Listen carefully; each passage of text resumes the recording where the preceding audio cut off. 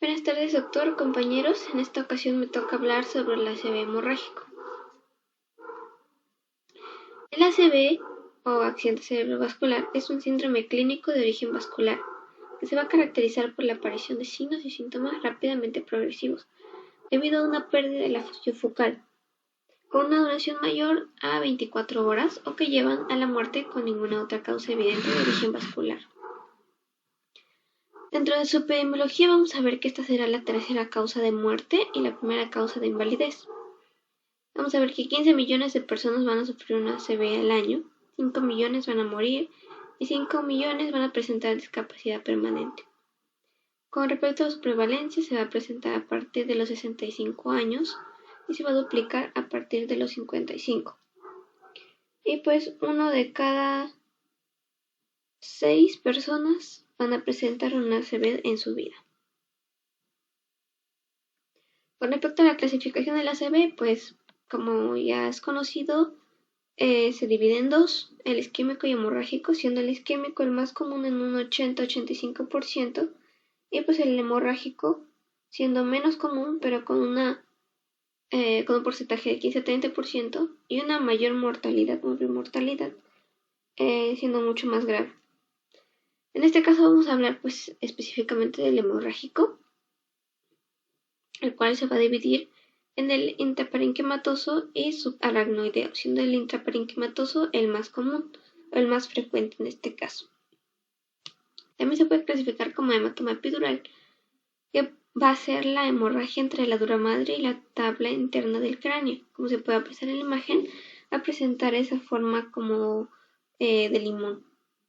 Okay. Algunos lo utilizan como mnemotecnia, la forma de limón en el epidural, y en la subdural, pues que es la hemorragia entre la aracnoides y la dura madre, refieren que tiene como una forma de plátano, por lo que es más alargado. Eso como mnemotecnia para poder recordarlo. En el caso de la etiología, pues será mayormente traumática. Iniciando por la hemorragia intraparenquimatosa, vamos a ver que este será el tipo más frecuente de hemorragia intracraneal no traumática. El 10% de todos los ictus se van a presentar en estos casos y va a afectar de la quinta a la sexta década de vida, mayormente en personas de raza negra y japonesas del sexo masculino, y va a ser conocido como el clásico de derrame cerebral. Se va a presentar de forma aguda, fulminante y va a sorprender al paciente en plena actividad física diurna. Y como principal factor de riesgo con un 87% va a ser la hipertensión arterial, no controlada o maltratada. También puede ser la edad, el alcoholismo, las drogas o la genética, en el caso de una angiopatía cerebral amiloidea. Este tipo de hemorragia intraparenquimatosa se va a dividir en primaria y secundaria, siendo en la primaria pues se va a presentar principalmente por la hipertensión arterial. En hipertensos conocidos o no van a presentar una tensión arterial sistólica de 140 y tensión arterial diastólica de 90 o mayor a estos valores. Su etiología será la rotura de microaneurismas de charco de Burchard localizados vasos penetrantes. Y su localización más frecuente pues serán a nivel de los ganglios basales, cerebelo y tronco cefálico. Otro dentro de las primarias pues vamos a ver la angiopatía amiloide, que se va a presentar en personas de edad avanzada, principalmente en ancianos normotensos, y su causa será pues los depósitos de beta-amiloide en las arterias corticales de pequeño calibre. Su localización más frecuente será a nivel subcortical, a nivel de los lóbulos occipital y parietal. Y su riesgo anual de repetición será de un 10%. Dentro de las hemorragias intraparenquimatosas secundarias vamos a encontrar pues las causas como el consumo de alcohol, las malformaciones vasculares, los traumatismos craneoencefálicos, terapias anticoagulantes y trombolíticos, trastornos hematológicos, tumores, como los metastásicos que con mayor frecuencia sangran, van a ser el melanoma, coliocarcinoma, el cáncer de pulmón, carcinoma de células renales y de tiroides. Y de los primarios vamos a encontrar al glioblastoma multiforme en adultos y meduloblastoma en niños. También puede ser por las causas de drogas simpatomiméticas como la cocaína, anfetaminas, entre otros, y la transformación hemorrágica de un infarto. En la anatomía patológica, pues como se mencionó, los microaneurismas de Charcot-Burchard Estos van a ser aneurismas de la vasculatura del cerebro que se van a producir en los vasos sanguíneos pequeños, las arterias perforantes. Y no deben ser confundidos con los aneurismas oculares que se van a producir en vasos sanguíneos de mayor calibre o tamaño. Y se van a encontrar más comúnmente en los vasos lenticuloestriados de los ganglios basales y se van a asociar con la hipertensión arterial crónica. Luego tenemos a los lipoilinosis, que es la tercera alteración histológica de las arteriolas que facilitan la hemorragia. Alteración de la arquitectura de la pared arterial que va a llevar al engrosamiento de la capa mediovascular y va a producir principalmente la isquemia e infartos lacunares, pero puede producir hemorragias. Y en el caso del ACV hemorrágico ocurre que la íntima, al estar debilitada, se va a romper por el choque de la sangre y se va a acumular entre las paredes del vaso, lo cual hace que la sangre se siga filtrando y debilite la media que está engrosada hasta que se rompa y salga la sangre del brazo produciendo la hemorragia. Con respecto a la clínica, pues vamos a tener un comienzo brusco que casi siempre se va a realizar por las actividades físicas diurnas. Va a conllevar un aumento brusco del volumen intracraneano.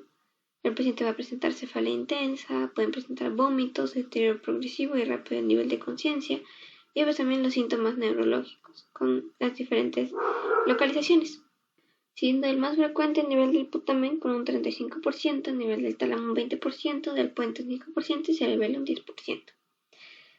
Con respecto al déficit neurológico y en el putamen, se va a presentar pues la hemiplegia más la hemiparesia contralateral, incluyendo la cara. Los signos oculares pues puede presentar la desviación conjugada de la mirada al lado de la lesión pupilar con las pupilas normales. A nivel del tálamo, el déficit neurológico también presenta una hemiplegia más hemiparesia contralateral, incluyendo la cara y el síndrome talámico. Y a nivel de signos oculares, pues la desviación de los ojos inferior y medial mirando a la punta de la nariz, con las pupilas medias reactivas. El déficit neurológico a nivel del puente pues va a presentar la tetraplegia más la tetraparesia, incluyendo la cara, y los signos oculares con la desviación conjugada de la mirada al lado contrario, es decir, miosis, la pupila se va a encontrar puntiforme reactiva.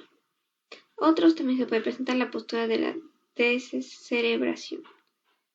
A nivel de cerebelo, pues el déficit neurológico va a presentar vértigo, inestabilidad, ataxia ipsilateral, paresia facial ipsilateral y el motor conservado. Y los signos oculares pues puede presentar el nistagmo. Otros, el deterioro tardío a nivel de conciencia, conservado al inicio. El diagnóstico, pues, vamos a tener un TAC que va a detectar de modo inmediato todas las hemorragias mayores a 1 centímetro, presentándose con una forma hiperdensa. De esta forma se va a evidenciar la sangre, la cual va a estar rodeada de una zona hipodensa, es decir, va a ser el edema. La resonancia magnética pues no va a ser muy necesaria y a nivel de las arteriografías pues se van a encontrar malformaciones vasculares. Con respecto al tratamiento, pues los objetivos fundamentales van a ser salvar la vida del paciente, atenuar la magnitud del daño encefálico, evitar nuevas hemorragias y prevenir secuelas.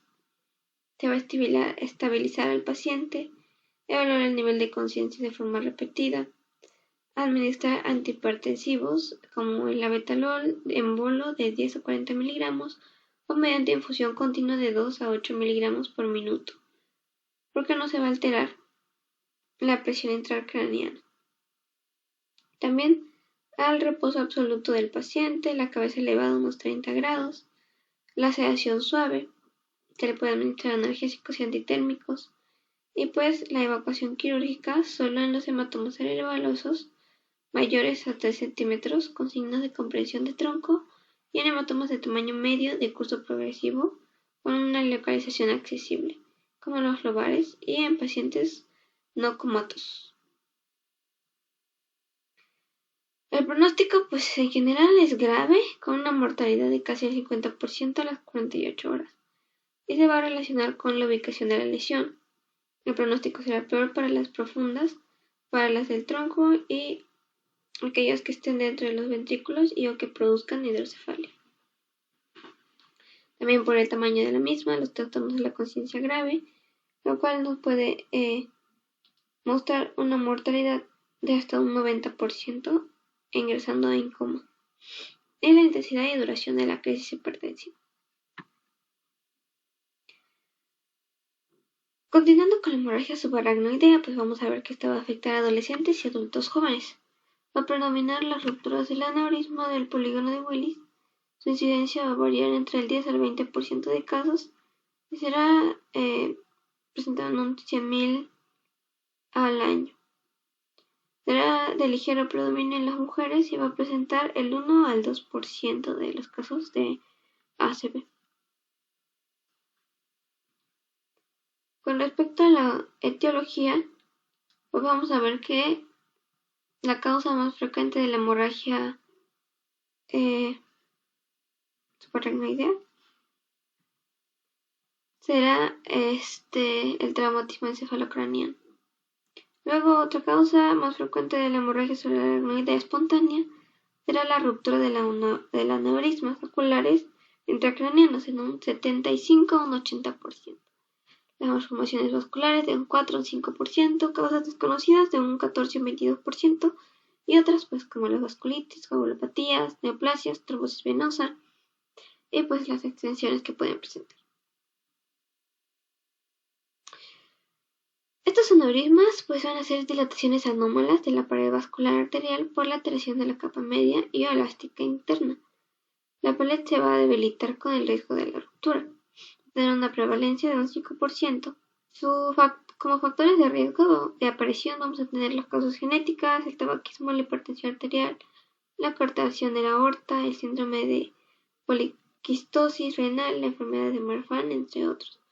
Su ubicación será a nivel de las bifurcaciones, en un 80 a un 90%. Con respecto a la presión basilar masistal, de un 10 a un 20%, y pues un 20% serán localización múltiple. Con respecto a la clínica, pues será, antes de romperse el aneurisma, van a presentar síntomas premonitorios, como la cefalea en centinela, que pues se va a presentar por la expansión del aneurisma, la parálisis progresiva del segundo par, también parálisis del sexto par, defecto del campo visual. Y tras la ruptura, pues se va a presentar la cefalea súbita de un 97%. El peor dolor de cabeza en su vida es como lo va a referir el paciente. También pueden presentar la rigidez de nuca, náuseas, vómitos. Y para esto pues se va a realizar el signo de Kernin y de Brzezinski. Otras clínicas, pues antes de romperse, vamos a tener los síntomas premonitorios con un 50% de pérdida transitoria de la conciencia, déficits neurológicos focales, parte del sangrado que puede presentar, también el fondo de ojo con el síndrome de Terson, con las hemorragias subyaloideas y el edema de papila, y pues las alteraciones en el electrocardiograma. Su diagnóstico, pues la sospecha clínica será principalmente a nivel de la tomografía axial computarizada de elección, y si la sospecha clínica es alta y la tomografía es normal, en un 5% se realiza una punción lumbar que demuestra la presencia de sangre en el líquido cefalorraquídeo. El diagnóstico diferencial conmoción traumática se realizará la prueba de los 3 tubos. ¿Cómo se puede apreciar en imágenes? Para el tratamiento, pues los objetivos fundamentales van a ser salvar la vida del paciente, atender la magnitud de daño cefálico, evitar nuevas hemorragias y prevenir secuelas. Se va a realizar la estabilización del paciente, la sedación suave, administrar analgésicos y antitérmicos, evitar los vasoespasmos con calcio antagonistas como el nimodipino y el aumento de la perfusión cerebral mediante el aumento de la tensión arterial. Otros, pues se puede realizar la arteriografía hasta un mes, el implante del clip vascular con la craneostomía, embolización endovascular mediante coils, y pues puede presentar una mortalidad de un 40 a un 50%. y de urgencia en pacientes alerta y sin focalidad neurológica. La cirugía precoz va a eliminar el riesgo del resangrado. Como factores asociados al resangrado, pues vamos a tener la edad avanzada mayor de 70 años, días del 0 al 1 de las hemorragias subaracnoideas, pobre gradación neurológica, hipertensión sistólica moderada o severa, de 170 a 240, una punción lumbar en presencia de presión intracraneana aumentada, ventriculostomía para aliviar la presión intracraneana, asociación a hipertensión arterial sistémica, suspensión brusca de la terapia antifibrinolítica y la intubación abrupta del paciente. Aquí también tenemos la escala de Fisher, que nos habla pues del vasospasmo, que es mayor contenido de sangre subaracnoidea.